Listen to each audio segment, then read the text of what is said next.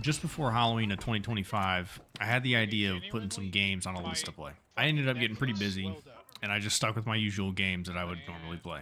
Now that it's the start of a new year, granted, I know that we're nearly done with the month of January, I figured now would be a good time to actually sit down and plan out the games that I want to play throughout this year. What I do, it's not rocket science, I just call it the calendar method. I won't play only these games, but I will be designating time of the year to play, and hopefully I'll beat them. It's sort of like a re-release in some sort of way, but personalized to me. You see, I bought Ghost of Tsushima back when it came out on day one for Steam, and I was extremely hyped to play the game. I got 15 hours in or so, and for some reason I stopped. Later that year, I ended up buying a house, we got a dog, and in between doing the house stuff, the dog stuff, and just living life, I had the urge to return to Ghost of Tsushima. But since I'm a little finicky, I told myself that it didn't feel right playing that game around Thanksgiving and Christmas time. So I decided to wait, because to me, it seems like a spring game. Maybe I'm the only person that understands this or thinks this way, but it just makes sense to me. So end of March and beginning of April comes around, and I'm finally able to dive back in to Ghost of Tsushima. But this time, I did it with a fresh playthrough. 100 plus hours later, and I've 100%ed the game, and let me tell you, this game is one of the best, if not the best single player experiences I have ever had. The story, the world, and everything else, it's absolutely amazing. This isn't a video just about Ghost of Tsushima, but I will forever relate this game to springtime and that time of my life with whatever was happening at the time. I won't bore you with too intricate of details, but here's a couple other games.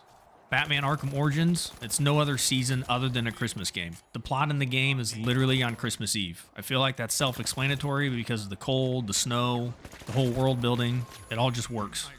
Dark Souls 1, 2, and Sekiro, they ended up being games that I just so happened to start when I was sick. I know this sounds weird, but I realized that being sick is not a season. It's not like you have something on a calendar labeled for you to go and plan and get sick. Long story short, I was late to the FromSoft games. I have a buddy of mine that tried to get me to play them for years, and I thought they weren't for me because they were clunky, and I just didn't see the appeal at the time. But Elden Ring came along, and the internet was set on fire because of that game. I ended up caving and buying Elden Ring to see what the hype was about, and even though I sucked at the combat because this was my first Souls game, I realized that this game was absolutely amazing. I then realized that I missed out on Dark Souls 1, 2, 3, and even Sekiro, and after 27.2 hours of playing Elden Ring and only killing the first 2 bosses, I decided to buy the 4 previous FromSoft games and start from the beginning. Now, I didn't do this because of some story or anything like that. I did this simply because I didn't know how well the previous games aged. I'm not going to spoil these games for anyone that hasn't played them, but I wouldn't have done it any other way simply because of the features that have been added over the course of their releases. For example, fast travel. About halfway through or so in Dark Souls 1, you unlock the ability to fast travel from bonfire to bonfire. This was something that felt earned, and also coming from Elden Ring, where you can literally fast travel from the start of the game, it really would have been a kick in the gut sinking 100 plus hours into Elden Ring and getting used to that Souls formula, then to jump into Dark Souls 1 and have the rug pulled out from under you where you can't do something that you took for granted that's in every single game nowadays. The only way I can describe this is imagine playing a game like Halo or Call of Duty, some other big shooter, and taking away the sprint button after you've been so used to sprinting everywhere. So long story short, over the past 3, almost 4 years, I've played Dark Souls 1, 2, and Sekiro when I ended up getting sick with a fever. These games are some of the few games that I will play with a controller. Ever since playing Dark Souls 1 when I happened to be sick, at the beginning of the game, much like at the beginning of when you get sick, you're extremely weak, everything hurts, and doing the small little things seem like huge accomplishments.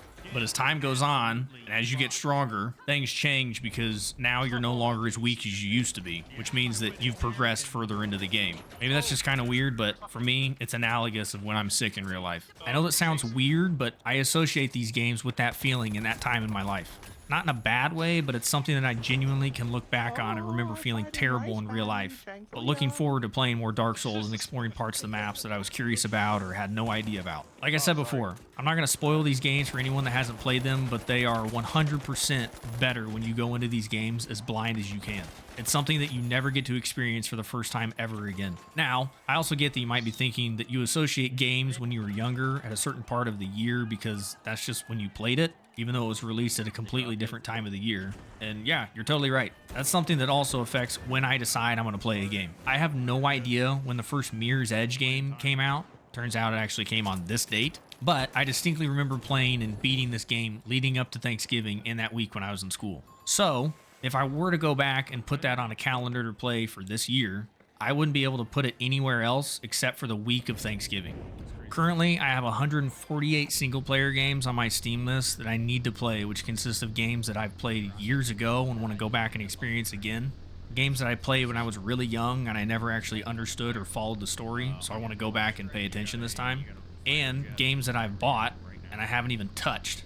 I play a lot of games, but usually I'm playing multiplayer games with the boys. So it turns out that I'm probably one of the few people in this world that hasn't ever done a second playthrough of Skyrim, or Fallout 3, or New Vegas, or Fallout 4, or even Oblivion for that matter. So when I do find time to put these games on the calendar, I will be doing the playthrough with mods for sure.